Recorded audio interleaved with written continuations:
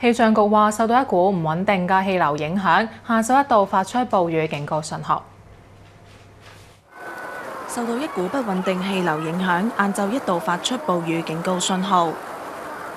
唔少地方出現積水，車輛行駛嗰陣濺起水花。唔記得帶遮嘅人都可以用外套遮住個身，不過連外套都冇㗎，就唯有用紙皮箱擋一擋。電單車司機就算冇雨褸，都要濕身上路。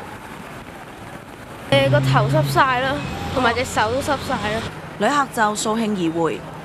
就係隻腳濕啫，即隻腳濕晒。唔係喎，就濕啲啫。地方水浸係一開車呢啲水擠埋嚟咧。氣象局預計今晚仍然會有驟雨。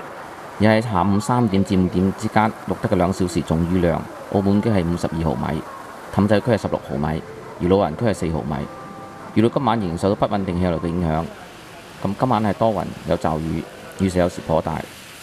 氣象局又話，星期日日間短暫時間有陽光，展望下週初期天色會逐漸好轉。澳廣視記者梁嘉怡報道。